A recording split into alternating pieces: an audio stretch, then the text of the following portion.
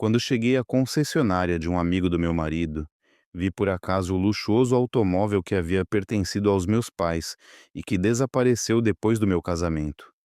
Me aproximei imediatamente do dono do lugar e disse: Senhor, que este é o meu carro, aquele que desapareceu há 3 anos. O proprietário simplesmente riu e me ignorou completamente. Mas quando mostrei o compartimento secreto atrás do painel e apontei a marca oculta que só o verdadeiro dono conhecia, o dono da concessionária ficou mudo na hora e o rosto do meu marido empalideceu de pânico e terror. Aquela tarde o sol brilhava com força, mas o ar dentro do sedã do meu marido Tiago se sentia gelado. Ele havia insistido em me tirar de casa naquele dia. Me disse que eu precisava de distração para não continuar trancada no meu quarto, lamentando a partida do meu pai e da minha mãe há 3 anos. Nosso destino era uma luxuosa concessionária de carros de alta categoria, propriedade do Roberto, um velho amigo do Tiago desde a faculdade. Na verdade, eu não queria ir. Meu coração ainda se sentia pesado toda vez que via veículos luxuosos, porque sempre me lembravam do trágico acidente que acabou com a vida do seu Ricardo e da dona Isabel, meus amados pais. No entanto, Tiago continuou insistindo com aquele tom de voz suave e cheio de atenção que tinha, e não tive coragem de recusar seu convite. Ajeitei o lenço que havia se desordenado um pouco contra o encosto do banco, tentando sorrir para agradecer o esforço do meu marido. Chegamos a um edifício imponente com enormes vitrines que exibiam uma fileira de automóveis caros em seu interior. Uma grande placa se erguia na fachada indicando quem era o proprietário do lugar. Tiago pegou minha mão com força enquanto descíamos do carro e me guiou até o interior da concessionária, cujo piso estava tão polido que refletia nossas silhuetas. O ar na sala cheirava a ambientador caro, misturado com o aroma do couro dos bancos dos carros novos. Um homem de constituição robusta, vestido com um elegante terno, nos recebeu. Era Roberto, o dono da concessionária, e também amigo próximo do Tiago desde os tempos de faculdade. Seu rosto era atraente, mas havia algo em seus olhos que me fazia sentir desconfortável. Seu olhar era penetrante e seu sorriso parecia ligeiramente desdenhoso, como se estivesse ocultando algo por trás daquela amabilidade forçada. Tiago e Roberto conversavam animadamente, falando de negócios e velhos tempos. Eu apenas permanecia de pé em silêncio ao lado do Tiago, escutando sem interesse. Roberto me olhava de canto de olho de vez em quando, depois voltava a rir, respondendo às brincadeiras do Tiago. Começaram a caminhar para ver a coleção de carros mais novos exibidos na parte da frente. Eu os deixei se adiantarem e preferi explorar por conta própria na direção oposta.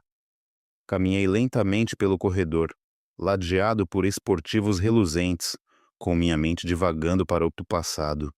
Lembrava quando meu pai me ensinou a dirigir, o riso da minha mãe quando íamos de férias. Meus passos pararam em um canto da sala, meio afastado, longe das luzes principais da concessionária.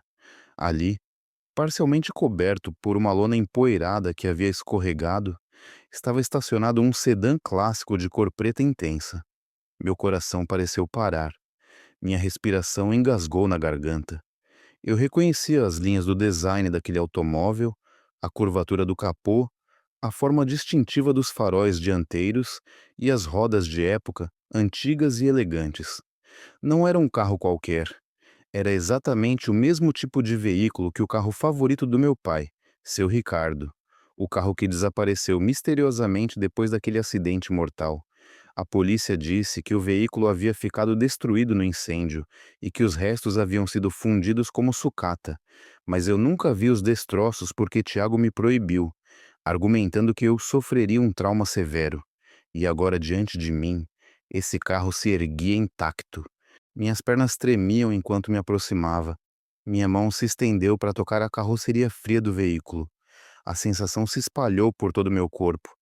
Eu conhecia este carro. Conhecia cada centímetro dele. Contornei o veículo procurando uma marca específica. Na maçaneta da porta traseira esquerda, deveria haver um arranhão fino provocado quando minha bicicleta roçou no carro do meu pai há 10 anos.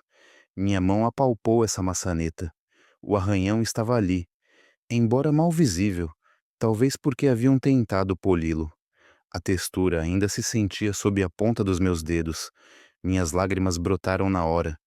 Este não era um carro parecido. Este era o carro do meu pai. Este era o veículo do seu Ricardo, que supostamente havia sido destruído. Por que estava aqui? Por que estava na concessionária de um amigo do meu marido? Múltiplas perguntas se acumulavam na minha cabeça, oprimindo meu peito. A tristeza se transformou em confusão e lentamente se converteu numa raiva crescente. Sem me dar conta, gritei chamando meu marido. Minha voz ecoou na ampla sala, fazendo com que a conversa entre Tiago e Roberto parasse de golpe. Tiago correu até mim com o rosto cheio de pânico, seguido por Roberto, que parecia incomodado porque sua tranquilidade havia sido perturbada. Apontei o carro com a mão trêmula. Disse com voz alta que este era o carro do meu pai, que havia desaparecido há 3 anos. Exigi uma explicação do porquê o veículo que supostamente estava completamente destruído agora estava aqui em perfeito estado. Tiago tentou me acalmar, segurando pelos ombros e me dizendo que certamente eu estava confusa. Disse que eu estava alucinando por sentir falta dos meus pais, mas eu afastei sua mão bruscamente. Tinha certeza do que via e sentia. Roberto riu suavemente, uma risada que soava muito condescendente.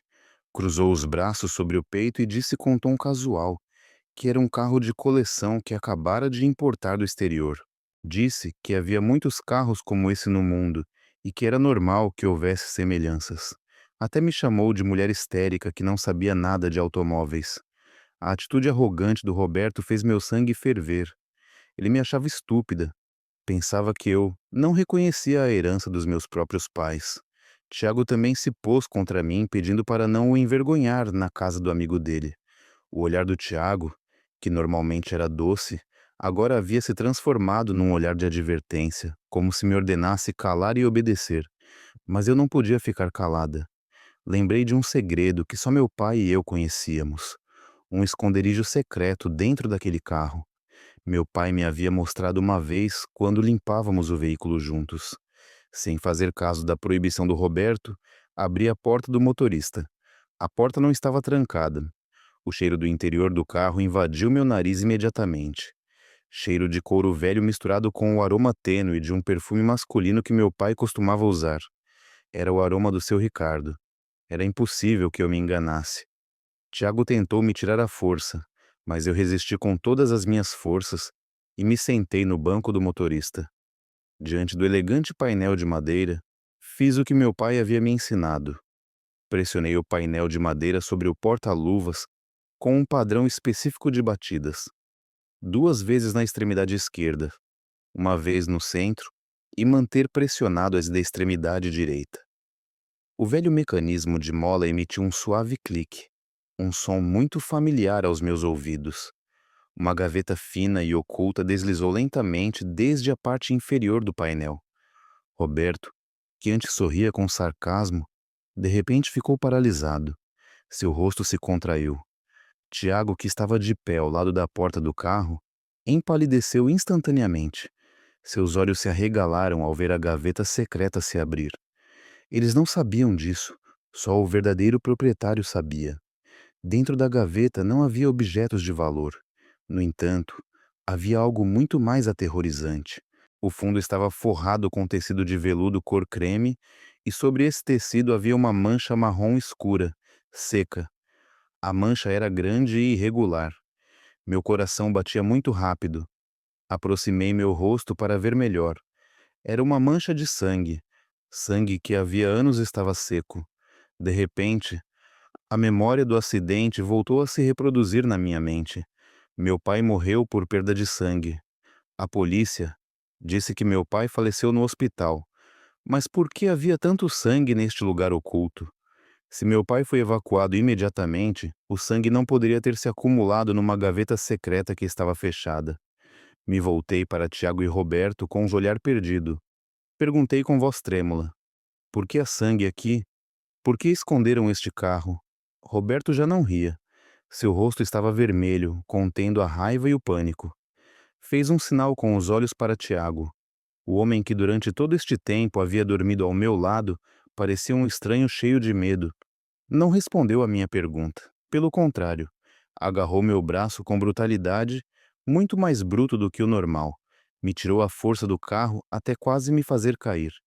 Tiago me sussurrou no ouvido com um tom ameaçador, ordenando que parasse de agir como uma louca. Roberto fechou a porta do carro com força e gritou chamando sua equipe de segurança para que assegurassem a área. Naquele dia, naquela concessionária fria, percebi que a morte dos meus pais não foi um acidente comum, e meu marido estava envolvido em tudo isso. A viagem de volta para casa desde a concessionária foi absolutamente torturosa. O silêncio dentro do carro do Tiago se sentia asfixiante, muito mais aterrorizante que qualquer discussão. Tiago dirigia em alta velocidade. Suas mãos apertavam o volante até os nós dos dedos ficarem brancos. O rosto tenso, a mandíbula cerrada. Eu ia sentada ao lado dele, abraçando minha bolsa com força, tentando conter o choro que queria explodir. A imagem da mancha de sangue na gaveta secreta do carro do meu pai continuava perseguindo meus pensamentos. Aquela não era uma simples mancha de sujeira. Meu instinto de filha me dizia que aquele era sangue do meu pai. As perguntas continuavam surgindo, mas tinha medo de expressá-las naquele momento. A atitude do Tiago na concessionária havia aberto meus olhos. Havia um lado sombrio dele que até então eu desconhecia. Ao chegar à nossa casa grande e solitária, Tiago me arrastou para dentro imediatamente. Já não agia docemente como quando saímos. Me sentou no sofá da sala com um ligeiro empurrão, sua respiração agitada. Começou a me dar sermão. Sua voz se elevava cada vez mais. Disse que eu o havia envergonhado diante do Roberto. Disse que agia como uma louca que não conseguia distinguir a realidade das alucinações. Tiago continuou repetindo que aquele carro era só uma réplica, que aquela mancha era só um derramamento de óleo ou tinta e que eu estava cansada demais criando dramas desnecessários. Usava palavras que manipulavam minha mente, tentando me fazer duvidar da minha própria sanidade. Você está traumatizada, Carolina. Precisa descansar, não andar vagando e acusando as pessoas sem fundamento, me gritou Tiago. Depois foi à cozinha e voltou trazendo um copo d'água e 2 comprimidos. Disse que eram vitaminas e calmantes para que pudesse dormir profundamente e esquecer o incidente vergonhoso de hoje. Me obrigou a tomá-los na frente dele. Olhei aqueles comprimidos com desconfiança. Antes talvez os tivesse engolido sem pensar porque confiava nele. Mas hoje era diferente. Aquela confiança já havia se rachado. Fingi colocar os comprimidos na boca e depois bebi a água. Quando Tiago se distraiu deixando o copo na mesa, escondi os comprimidos sob minha língua. Depois os cuspi discretamente num lenço enquanto fingia secar a boca. Tiago então me guiou até o quarto no andar de cima. Me ajudou a me deitar, me cobriu com a manta e beijou minha testa. Esse beijo se sentia frio e falso. Durma, querida, amanhã tudo estará bem, sussurrou.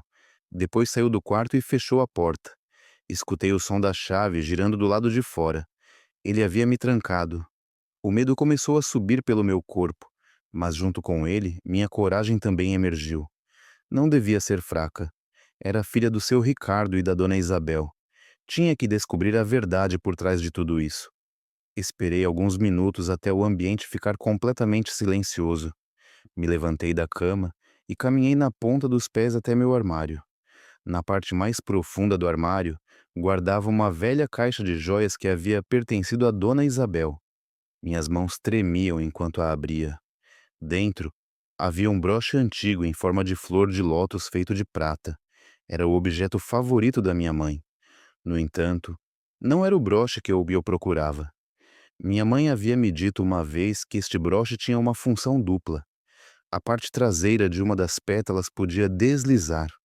Prendi a respiração tentando deslizar a pequena peça na parte de trás do broche, e efetivamente um pequeno objeto metálico caiu na palma da minha mão. Era uma chave reserva, a chave do sedã clássico do meu pai. Dona Isabel guardava esta chave duplicada porque meu pai costumava esquecer onde deixava as suas.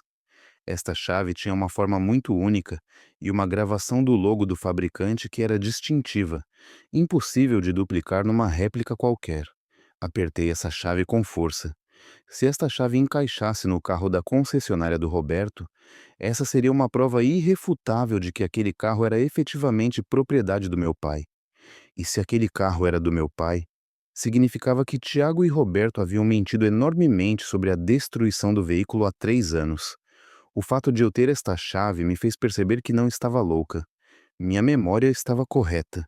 De repente, escutei passos pesados subindo as escadas. Certamente era Tiago. Rapidamente escondi a chave de novo dentro do broche e guardei o broche no bolso do meu vestido. Pulei de volta para a cama e me cobri com a manta, fingindo estar profundamente dormindo. A porta do quarto se abriu lentamente. Tiago entrou provavelmente para verificar se o remédio já havia feito efeito. Regulei minha respiração para que soasse regular e pesada, como alguém que dorme profundamente. Senti sua presença ao lado da cama. Ficou ali bastante tempo me observando em silêncio. O ambiente se sentia muito tenso. Depois se virou e saiu, deixando a porta ligeiramente aberta. Abri os olhos um pouco. Tiago não foi ao nosso quarto, mas caminhou para seu escritório no final do corredor. Esperei um momento. Depois desci da cama sem fazer ruído. Sem sapatos, caminhei sorrateiramente para fora do quarto. O tapete grosso do corredor amortecia meus passos. Me aproximei da porta do escritório do Tiago, que estava firmemente fechada, mas sua voz ainda podia ser ouvida tenuemente do outro lado da porta de madeira. Meu coração batia forte com medo de que me descobrisse. Colei meu ouvido na porta. Tiago estava falando ao telefone com alguém, e pelo tom de voz que era de pânico e meio sussurrante, tinha certeza de que falava com Roberto. Calma, Roberto, ela já está dormindo. Dei uma dose alta de calmante, disse Tiago. Sua voz soava nervosa. Não esperava que ainda lembrasse como abrir aquele painel. Droga, fomos muito descuidados. Houve silêncio por um momento. Aparentemente, Tiago escutava a bronca do Roberto do outro lado. Depois Tiago falou de novo. Desta vez, sua voz estava mais tensa. O problema não é só o carro, Crer Roberto. Se ela chegar a saber o que há debaixo da camada do fundo daquela gaveta, estamos ferrados. O testamento original do seu Ricardo ainda está escondido ali, não é? Você me disse que não se atrevia a forçar o painel porque tinha medo de danificar o mecanismo antigo. Agora veja as consequências. Meu corpo congelou. O testamento original. Então, o testamento que o advogado leu há 3 anos era falso. O documento, que declarava que toda a administração dos bens ficava nas mãos do Tiago porque eu era considerada incapaz. Tudo isso era uma fabricação. Minhas lágrimas caíram em silêncio. Então meu pai havia preparado um testamento verdadeiro e Tiago o havia ocultado. Tiago voltou a falar. Desta vez sua voz era mais baixa, mas cheia de medo. E sobre o pacote no porta-malas, você tem que movê-lo esta mesma noite. Não quero que mais ninguém o veja. Se a polícia chegar a descobrir que há drogas dentro do carro do meu sogro, não quero me ver envolvido também. Nosso assunto é só o do acidente. Não quero que me acusem também de tráfico de drogas. Me tapei a boca com as duas mãos para não gritar. Minhas pernas se enfraqueceram na hora. O acidente eles planejaram e agora havia drogas no carro do meu pai. Roberto não era só um vendedor de carros, era um criminoso de alto nível. E meu marido, o homem com quem me casei, estava mancomunado com um criminoso para matar meus pais por dinheiro e agora estava envolvido em negócios ilegais. Naquela noite, no corredor escuro da minha própria casa, meu mundo desmoronou completamente. No entanto, por trás desses escombros, minha determinação ardia. Não ia deixá-los escapar. Ia tomar o que me pertencia por direito e vingar cada gota de sangue do meu pai e da minha mãe. Tinha que agir rápido antes que destruíssem essas provas. Aquela noite se sentia tão longa e asfixiante dentro do meu amplo quarto. Depois de escutar a aterrorizante conversa telefônica do Tiago, voltei ao meu quarto com os joelhos tremendo violentamente. Fechei a porta com suavidade, me certificando de que as dobradiças não emitissem nenhum rangido que pudesse despertar suspeitas no meu marido. Meu corpo deslizou atrás da porta. Minha respiração estava entrecortada, contendo o choro e a raiva, que explodiam simultaneamente no meu peito. Meu marido A pessoa que durante 3 anos havia dormido ao meu lado resultou ser o cérebro por trás da morte dos meus pais. Esse fato golpeava minha cabeça como uma marreta, causando tonturas e náuseas, mas sabia que não tinha tempo para lamentar meu destino. Tiago acreditava que eu estava dormindo pelo efeito do calmante que havia descartado. Esta era minha única oportunidade de me mover sem vigilância. Tinha que salvar essas provas. Se o carro do meu pai fosse transferido naquela noite como haviam planejado, perderia a única chave para levá-los à prisão. Me levantei e troquei de roupa imediatamente. Tirei a camisola e vesti um conjunto de roupa escura de manga comprida que facilitasse o movimento, além de um lenço preto instantâneo para não chamar a atenção na escuridão da noite. Peguei uma bolsa pequena, guardei meu celular, minha carteira e o broche que continha a chave reserva do carro do meu pai. Antes de sair, me olhei por um instante no espelho. Meu rosto estava pálido. As olheiras sob meus olhos se viam claramente, mas o olhar nos meus olhos já não era da Carolina fraca de antes. Havia um fogo de vingança ardendo ali. Me escabuli para fora do quarto. O corredor da casa estava completamente escuro, iluminado apenas pela luz da lua que se filtrava pela grande janela. Não me atrevia a passar pela escada principal com medo de que os degraus de madeira fizessem barulho. Escolhi ir pela escada de serviço na parte de trás, a que normalmente a empregada doméstica usava. Ao chegar ao térreo, espiei em direção à garagem. O carro do Tiago não estava, ele já havia saído. Meu coração batia forte. Certamente já havia ido à concessionária do Roberto para se encarregar da transferência do veículo. Não podia usar meu próprio carro porque Tiago havia instalado GPS em todos os veículos da casa com o pretexto de segurança. Se ligasse o motor, chegaria uma notificação ao telefone dele. Decidi caminhar até sair do conjunto residencial e pedir um táxi da estrada para não ser detectada pelo vigia do conjunto, que conhecia bem o Tiago. O ar frio da noite penetrava até os ossos enquanto caminhava rapidamente pela calçada.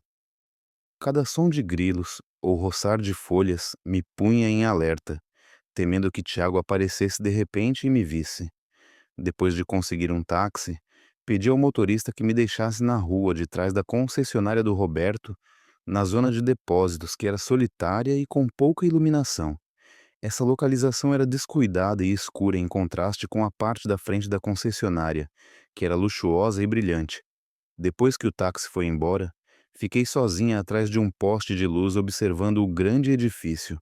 A porta traseira do depósito da concessionária estava ligeiramente aberta, deixando sair a luz dos refletores de dentro. Se escutava o som de um motor de caminhão rugindo suavemente. Minha suspeita estava correta. Estavam fazendo alguma coisa. Com cuidado me aproximei, me escondendo atrás de um monte de contêineres vazios espalhados no pátio traseiro. O cheiro de óleo e metal oxidado enchia o ar. Encontrei uma grade de ventilação baixa na parede do depósito, coberta por uma tela de arame, mas suficientemente ampla para que pudesse espiar para dentro. A cena lá dentro fez meu sangue ferver.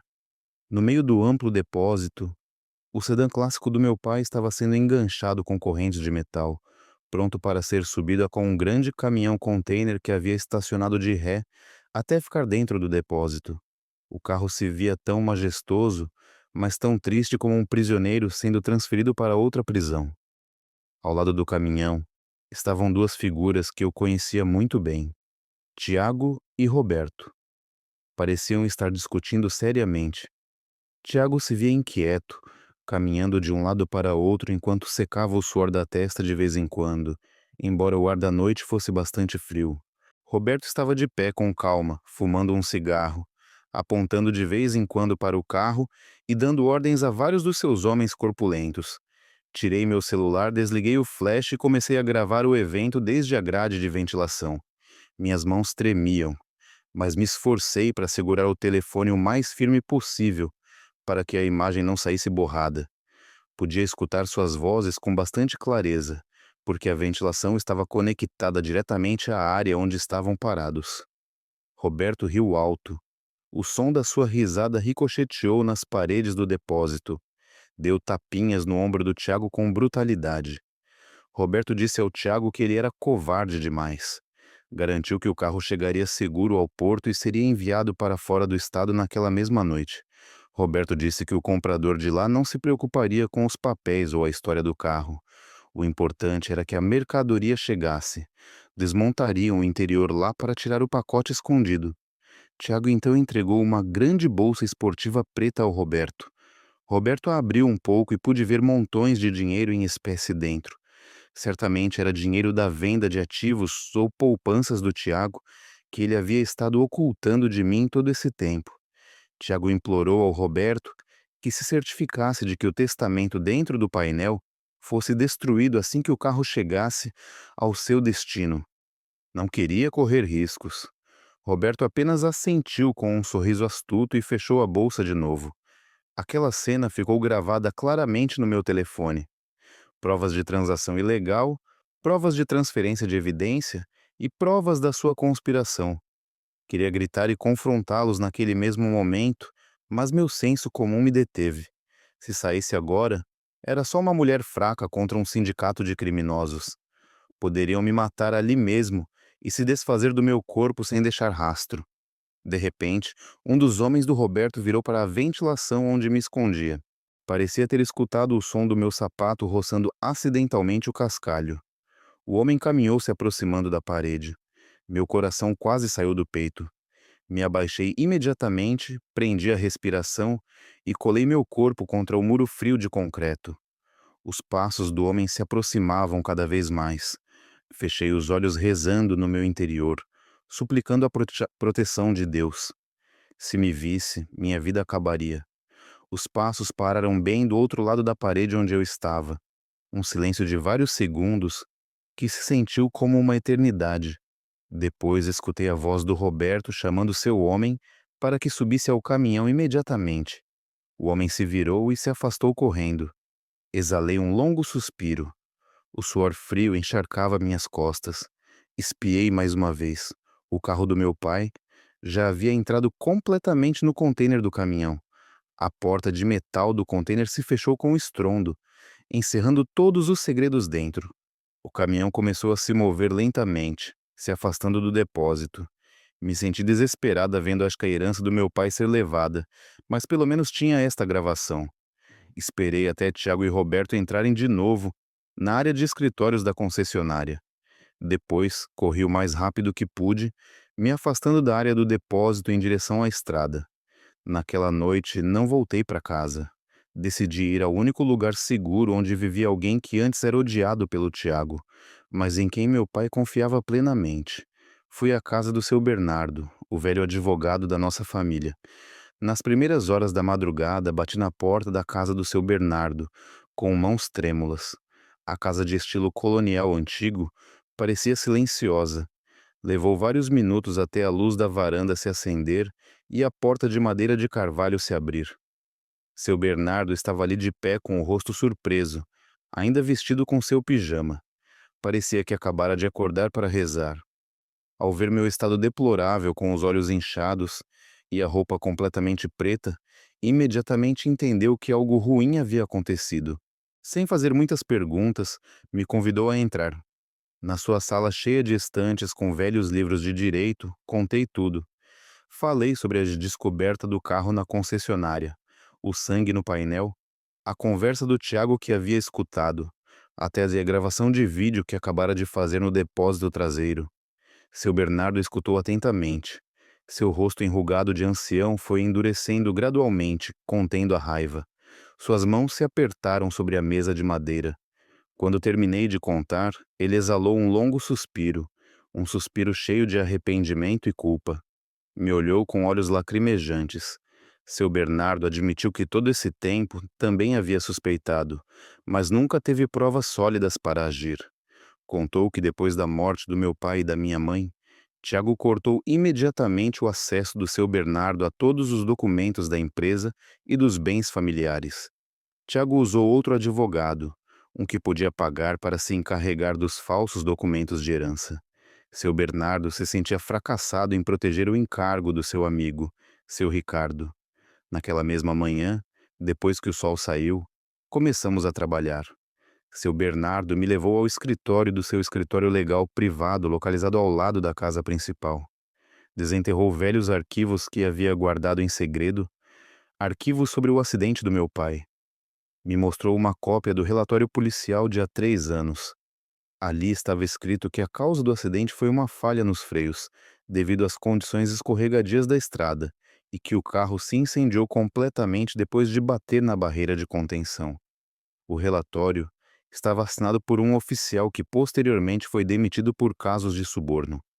Seu Bernardo depois tirou uma pasta azul que havia escondido no seu cofre. Essa pasta continha os resultados de uma investigação independente que havia realizado em segredo, mas que parou por falta de fundos e ameaças de terror. "Olha isso, Carolina", disse seu Bernardo enquanto apontava uma foto borrada obtida de uma testemunha ocular na cena do acidente antes da polícia chegar. A foto mostrava a parte inferior do carro capotado. "Repara neste cabo de freio. Se um freio se rompe por fricção ou pressão, a extremidade se veria desfibrada e irregular. Mas nesta foto, embora esteja borrada, se vê que o corte é muito limpo e reto. É a marca de um cortador de cabos." Me tapei a boca contendo um grito. Meu corpo se enfraqueceu na hora. Então era verdade. Meu pai e minha mãe não morreram por um acidente do destino. Foram assassinados. Foram assassinados com um plano meticuloso e cruel. E o perpetrador era o genro que haviam recebido de braços abertos. A dor no meu coração se transformou numa náusea terrível. Imaginava os últimos segundos do meu pai e da minha mãe, o medo deles quando os freios não funcionaram, a dor deles quando ocorreu o impacto. E durante 3 anos, eu havia vivido, comido e dormido junto ao assassino. O atendi em todas as suas necessidades. Sorri para ele. Até cheguei a pensar em ter filhos com ele. Esse pensamento me fez sentir nojo de mim mesma. Seu Bernardo depois abriu seu laptop e acessou dados bancários através da sua conexão privada segura. Como ex-advogado da empresa, ainda tinha alguns acessos pela porta dos fundos para monitorar movimentos de fundos suspeitos da companhia, embora só pudesse ver sem poder modificar. Me mostrou as transações de há 3 anos, exatamente um mês depois da morte do meu pai. Havia uma transferência entrante, de uma quantia astronômica, desde a companhia de seguros de vida, em nome do seu Ricardo e Dona Isabel. O dinheiro entrou numa conta de retenção, que depois se dividiu em várias outras contas. Uma delas era uma conta em nome de uma empresa fantasma, que resultou ter endereço num local comercial vazio. E o mais impactante, havia um fluxo de dinheiro regular todo mês desde a conta do Tiago para a conta pessoal do Roberto. A descrição da transferência sempre se disfarçava como gastos de consultoria ou compra de ativos, mas as quantias eram grandes demais e regulares para fazer só negócios de uma concessionária de carros. "Isto é dinheiro de silêncio, Carolina", explicou seu Bernardo com voz grave. "Tiago está sendo extorquido pelo Roberto. Roberto tem as provas físicas do crime do Tiago, talvez a ferramenta para cortar cabos ou gravações das suas conversas quando planejavam o assassinato. Roberto converteu Tiago na sua vaca leiteira. Tiago precisa de dinheiro da herança dos seus pais para pagar suas dívidas de investimentos fraudulentos e também para pagar ao Roberto para que guarde silêncio." Seu Bernardo também explicou sobre o carro. Suspeitava que o veículo não foi destruído porque Roberto era ganancioso. Roberto sabia que um carro clássico como aquele valia milhões no mercado negro de colecionadores. Mas Roberto não podia vendê-lo oficialmente porque o número do chassi estava registrado como veículo destruído. Então Roberto o abusou para outra coisa. Minha suspeita sobre as drogas se fortaleceu quando seu Bernardo me mostrou um velho artigo de jornal sobre uma rede de narcotraficantes que frequentemente usava carros de luxo para enganar a polícia rodoviária. A concessionária do Roberto era o lugar perfeito para lavar dinheiro. Temos o vídeo da transferência do carro e esta foto do cabo de freio, mas isso ainda não é suficiente para pegá-los com acusações de assassinato premeditado diretamente no tribunal, porque o carro físico já foi levado, disse seu Bernardo enquanto massageava as têmporas. "Precisamos do testamento original. Esse documento é a chave principal. Nesse documento Certamente seu Ricardo escreveu detalhes de ativos que Tiago desconhece, e talvez há notas adicionais que seu Ricardo escreveu quando começou a suspeitar do Tiago antes do acidente. Se conseguirmos obter esse documento, podemos anular todos os direitos de herança do Tiago e deixá-lo na ruína. Sem dinheiro, Tiago se destruirá e começará a atacar Roberto. Fiquei em silêncio, fazendo minha mente trabalhar. O carro já havia ido, mas eu sabia para onde se dirigia. Roberto disse que o carro seria enviado para fora do estado. No entanto, o envio marítimo demora tempo. E lembrei das palavras do Tiago no telefone, que o pacote no porta-malas devia estar seguro. Não destruiriam o carro imediatamente até que o pacote de drogas fosse recolhido pelo comprador no destino. Ainda havia tempo, mas não podíamos perseguir aquele caminhão agora sem preparação. Precisávamos de uma estratégia mais inteligente. Tínhamos que fazer com que eles mesmos nos trouxessem as provas ou fazê-los confessar seus próprios crimes. Seu Bernardo, o chamei em voz baixa, mas firme. Olhei nos olhos do velho advogado. Tenho um plano perigoso, mas é a única maneira de destruí-los aos dois ao mesmo tempo. Tiago e Roberto celebrarão seu sucesso ao se desfazerem do carro, não é? Acham que já ganharam.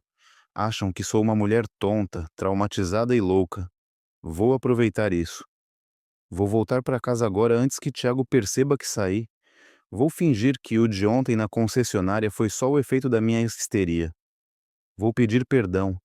Vou ser a esposa mais doce e obediente. E a próxima semana é aniversário do Tiago. Vou propor uma grande festa de celebração.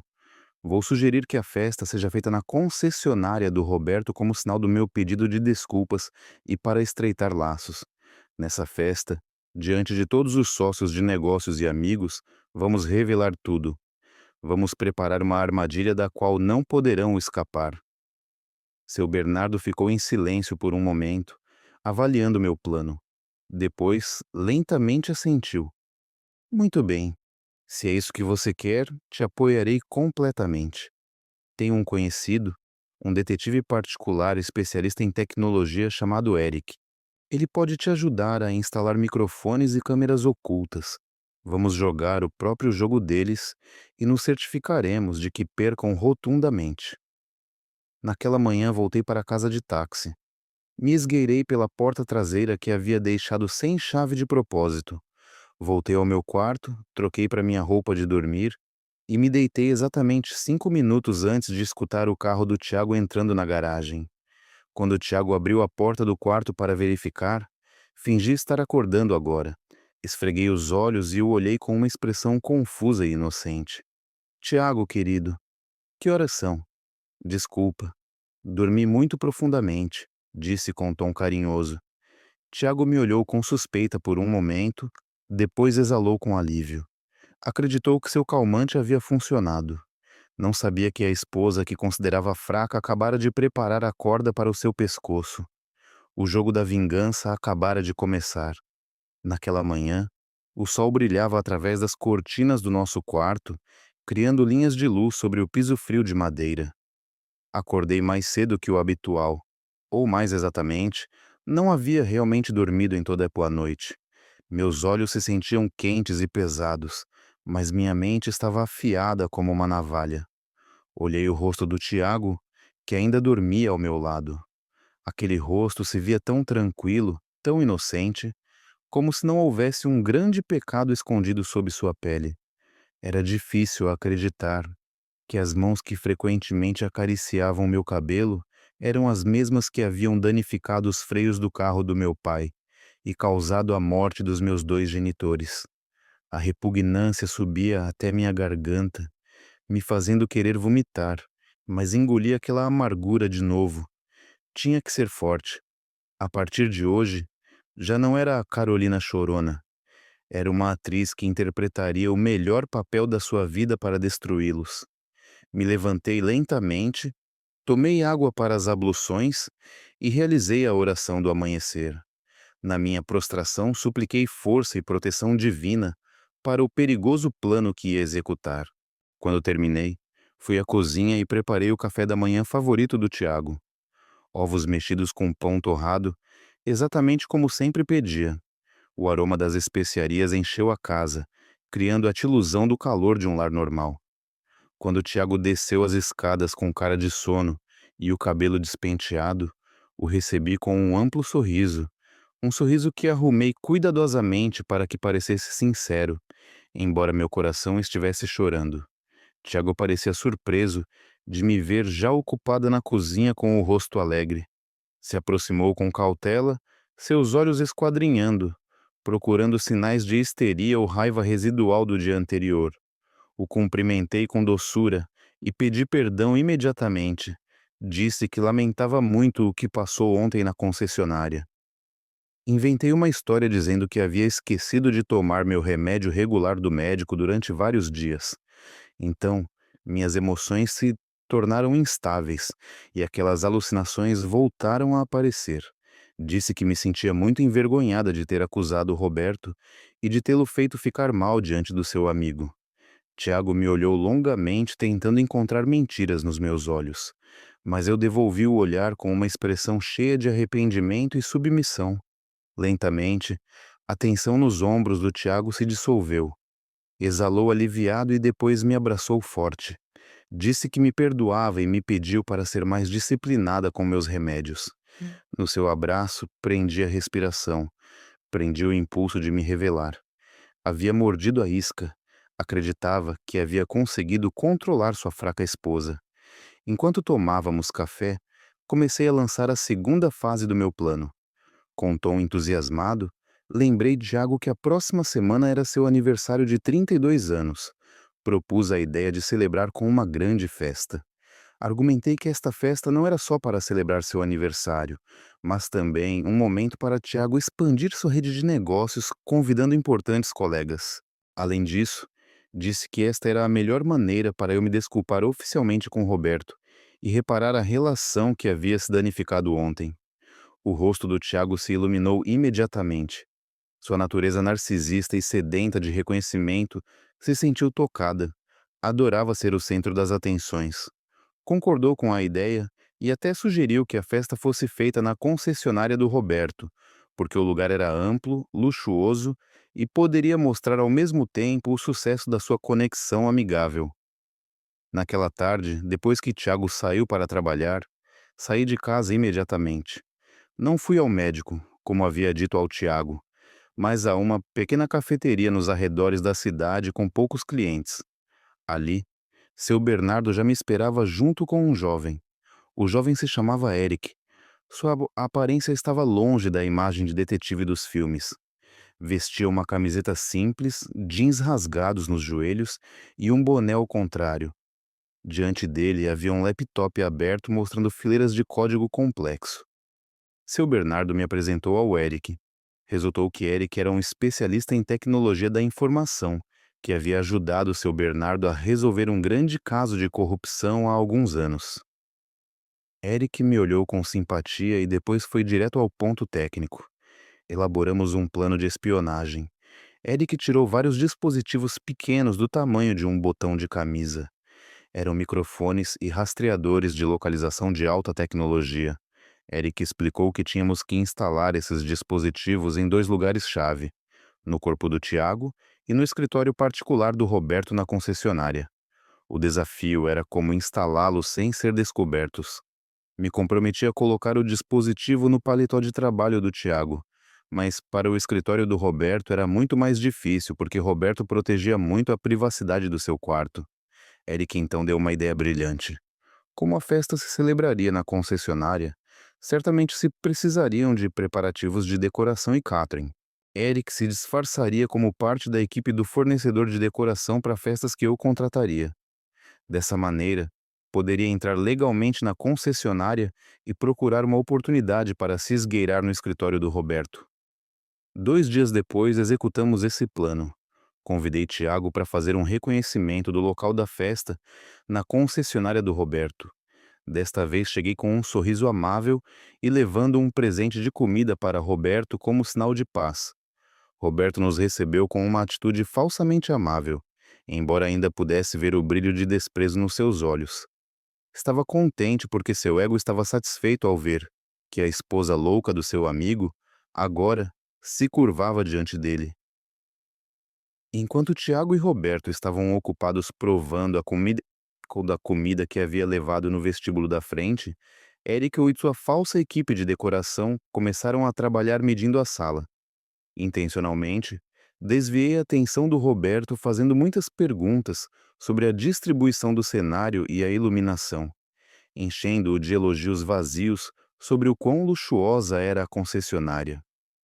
Entre a conversa, vi Eric caminhar tranquilamente, levando uma escada dobrável para o corredor que conduzia ao escritório do Roberto. Meu coração batia forte. Tinha que reter Roberto aqui.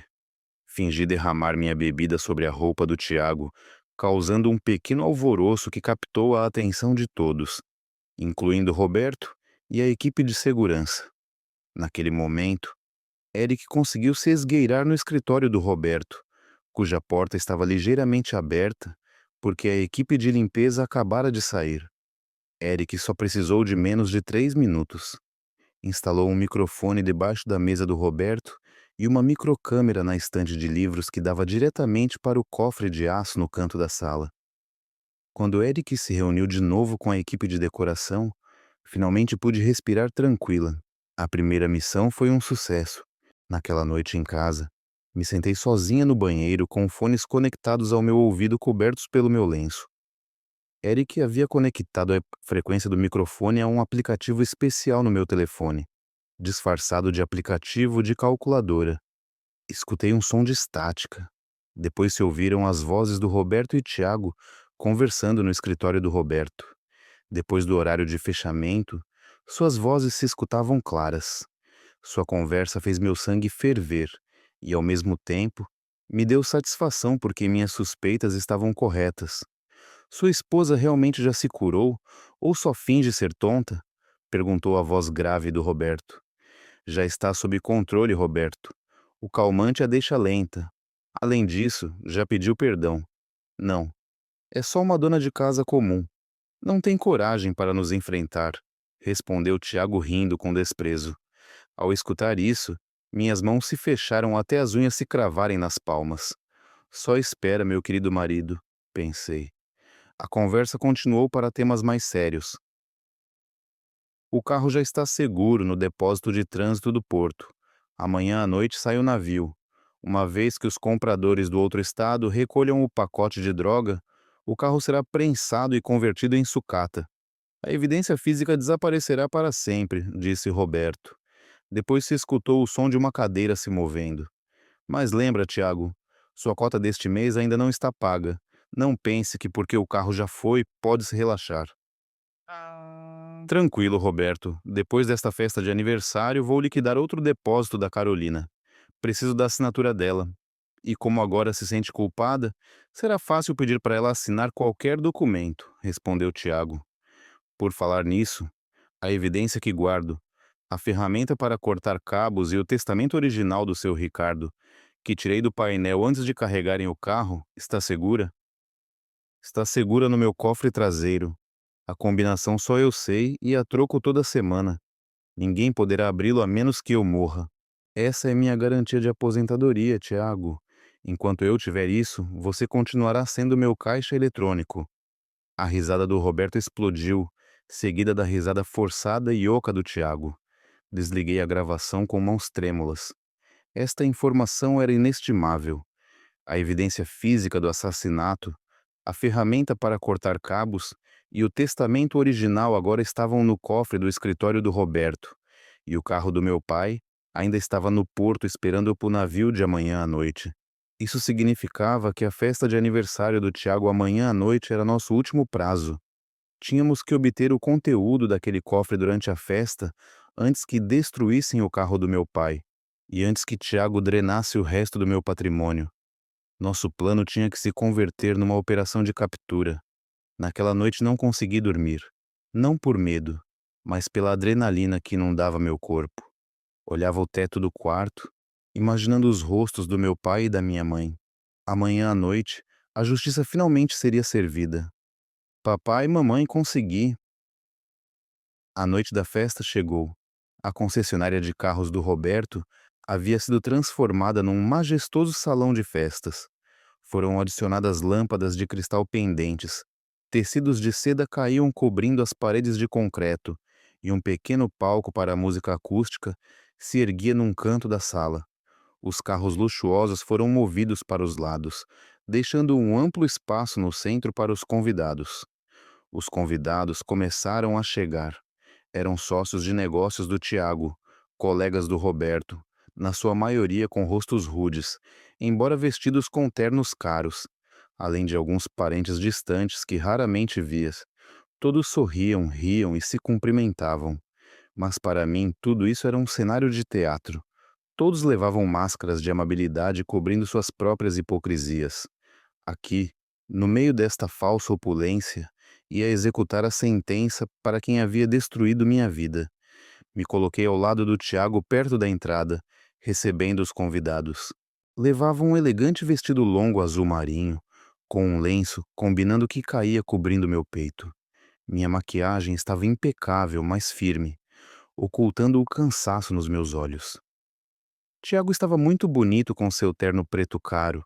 Continuava sorrindo orgulhosamente, me apresentando como sua amada e leal esposa. Toda vez que me rodeava a cintura para uma foto com os convidados, tinha que me conter para não afastar sua mão. Seu toque se sentia como brasas queimando minha pele. Roberto também estava ali, de pé perto da mesa do buffet, supervisionando o desenvolvimento da festa como um rei vigiando seu reino. De vez em quando me lançava um sorriso sardônico, se sentindo vitorioso por ter organizado uma festa na sua toca criminosa, sem que ninguém suspeitasse. Não havia bebidas alcoólicas nesta festa, segundo meu pedido, que usei como condição para que minha família religiosa assistisse. Roberto concordou a contragosto, as substituindo por sucos e coquetéis sem álcool caros. Na realidade, esta era minha tática para que sua consciência permanecesse intacta quando chegasse a destruição. Queria que sentissem a dor e o pânico com plena consciência, não em estado de embriaguez. Além disso, a ausência de álcool fazia com que a vigilância fosse um pouco mais relaxada, porque a equipe de segurança do Roberto sentia que não haveria distúrbios de gente bêbada. No entanto, não sabiam que a verdadeira ameaça não vinha de convidados embriagados, mas de um garçom de catering que, naquele momento, caminhava levando uma bandeja de bebidas para o corredor do escritório. Esse garçom era Eric. Havia conseguido se disfarçar perfeitamente com um uniforme de catering completo, cabelo bem penteado e óculos. Quando a música começou a tocar mais forte e a atenção de todos se centrou no Tiago, que estava dando um discurso de agradecimento no palco, Eric me fez um sinal com os olhos. Era o momento. Eric deixou sua bandeja numa mesa afastada num canto. Depois, com um movimento rápido e invisível, deslizou para o corredor que conduzia ao escritório do Roberto. A tarefa do Eric era muito difícil. Tinha que forçar a porta do escritório fechada com segurança biométrica de impressão digital, e depois abrir o cofre do Roberto. Já havíamos preparado um dispositivo de duplicação de impressões digitais que obtivemos do copo usado do Roberto durante o reconhecimento de ontem. Rezei no meu interior, esperando que o dispositivo funcionasse. Enquanto Eric trabalhava em silêncio, minha tarefa era fazer a distração principal. Subi ao palco depois que Tiago terminou de falar. Peguei o microfone sorrindo docemente para as centenas de pares de olhos que me olhavam. Roberto estava de pé na primeira fila com os braços cruzados arrogantemente. Comecei a falar elogiando Tiago como um marido extraordinário, contando o quão paciente havia sido lidando com minha doença. Minhas palavras eram tão doces que fizeram algumas convidadas se emocionarem. Tiago estava muito satisfeito. Seu rosto resplandecia. No entanto, meus olhos continuavam olhando para o telefone que segurava. O aplicativo conectado à microcâmera do Eric mostrava que Eric já havia conseguido entrar na sala e estava diante do cofre. O tempo parecia transcorrer muito lentamente. 1 minuto, 2 minutos. Eric ainda lutava com a combinação do cofre. Os batimentos do meu coração corriam ao ritmo da música suave embaixo. De repente, vi Roberto meter a mão no bolso do seu paletó.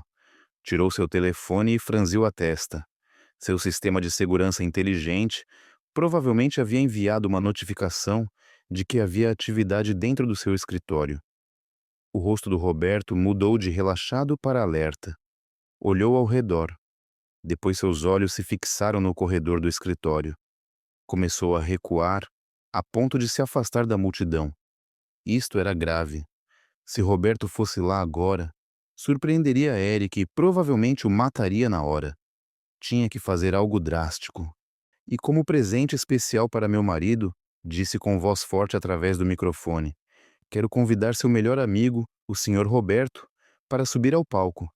Quero dar um reconhecimento especial, porque o senhor Roberto tem sido como um irmão de sangue para Tiago. Os passos do Roberto pararam. Todos os convidados aplaudiram e se voltaram para ele. A luz do palco foi direcionada diretamente para ele, o ofuscando e deixando paralisado no seu lugar. Roberto parecia indeciso. Seus olhos iam e vinham entre a direção do escritório e o palco. A pressão social de centenas de convidados não lhe deixou outra opção. Com o rosto forçado e um sorriso rígido, Roberto subiu ao palco. O cumprimentei apertando sua mão com força, não por amabilidade, mas para retê-lo. Sua mão se sentia fria e suada. Ele me sussurrou com um tom ameaçador: o que é isso, Carolina? Tenho um assunto para atender atrás. Só um momento, senhor Roberto. Só uma foto juntos, respondi, mantendo meu amplo sorriso para o fotógrafo. Estava ganhando tempo. Pedi ao fotógrafo que nos arrumasse várias vezes. Pedi diferentes poses uma e outra vez. Roberto se punha cada vez mais inquieto. Continuava olhando seu relógio. No bolso da minha roupa, meu telefone vibrou prolongadamente. Era o código do Eric. O cofre estava aberto. Na tela do meu telefone oculta na palma da minha mão, vi a notificação do Eric. Consegui o pacote completo, saindo agora. Eric havia conseguido pegar a ferramenta para cortar cabos, o testamento original e vários cadernos de registro de transações de drogas do cofre do Roberto. Agora tinha que sair sem ser descoberto. No entanto, quando Eric estava a ponto de sair do escritório, a má sorte bateu. Um dos homens do Roberto, que estava de guarda no corredor traseiro, surpreendeu Eric, que acabara de sair da sala do seu chefe. Se escutou um grito forte desde a direção do corredor, atravessando o som da música. Ei, quem anda aí? Ladrão! Esse grito congelou o ambiente da festa. A música parou de golpe. O rosto do Roberto empalideceu e depois avermelheu de fúria. Imediatamente compreendeu o que havia passado. Sem se importar com os convidados, Roberto me empurrou, fazendo com que caísse no palco. Depois saltou e correu para o corredor enquanto tirava algo de debaixo do seu paletó. Uma pistola. Levava uma arma de fogo na festa. Os convidados começaram a gritar histericamente ao ver a arma. Tiago ficou paralisado no palco, confuso e assustado. Eric saiu correndo do corredor para a sala central da festa, perseguido por dois guardas corpulentos. Eric saltou sobre a mesa do buffet, fazendo com que os pratos se quebrassem e caíssem por toda parte. Viu que eu estava no palco e lançou uma pequena bolsa com as provas para a multidão de convidados em pânico, exatamente para seu Bernardo, que havia se disfarçado como um dos convidados desde o princípio. Seu Bernardo pegou habilmente a bolsa e a escondeu imediatamente debaixo do seu grande paletó. Depois recuou, se misturando com a multidão que corria para a saída. Fechem todas as portas, que ninguém saia, gritou Roberto enlouquecido. Apontou sua pistola para o teto e disparou num tiro de advertência. O som da explosão fez com que todos se jogassem no chão, aterrorizados. Os gritos histéricos enchiam a sala. A festa, que antes era luxuosa, havia se convertido num cenário de terror. Num instante, Roberto olhou fixamente ao redor procurando o intruso. Seus olhos depois se fixaram em mim, que ainda estava sentada no chão do palco. Seu olhar estava cheio de obrigado por ouvir minha história. Se ela te tocou, deixe um like, escreva em um comentário o que mais te falou e se inscreva no canal. Muitas outras histórias estão chegando. Este não é o fim do meu. Este é apenas o começo de algo melhor.